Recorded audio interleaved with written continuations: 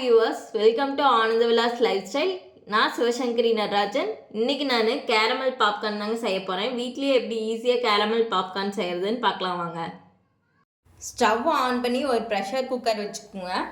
Pressure cooker காஞ்சதுக்கப்புறம் coconut oil ஊற்றிக்கோங்க.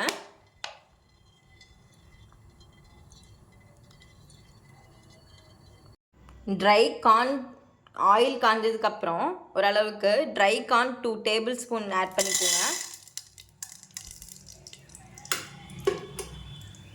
Add பண்ணிவிட்டு லைட்டாக சால்ட் ஆட் பண்ணிக்கோங்க.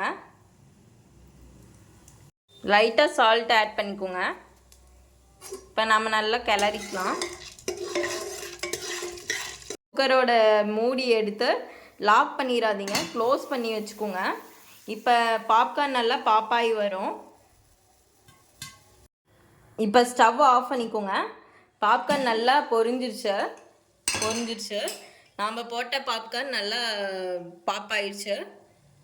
ஒரு அகலமான ஒரு கடாய் எடுத்து ஸ்டவ்வில் வச்சுக்கோங்க, கேஸ் ஸ்டவ்வில்.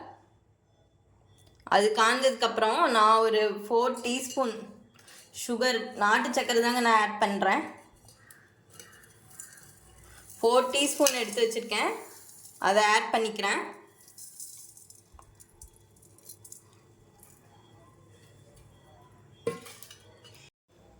இது நல்லா மிக்ஸ் பண்ணிவிட்டு ஒரு பட்டர் போட்டுக்கோங்க. நான் 10 கிராம்ஸ் பட்டர் போட்டிருக்கேங்க, பட்டர் ஆட் பண்ணியிருக்கேன். இது மெல்ட் ஆகட்டும். Sugar caramelised ஆகிட்டுருக்குங்க. பாப்கார்னை போட்டு நல்லா மிக்ஸ் பண்ணிக்கோங்க. ஸ்டவ் ஆஃப் பண்ணிடுங்க.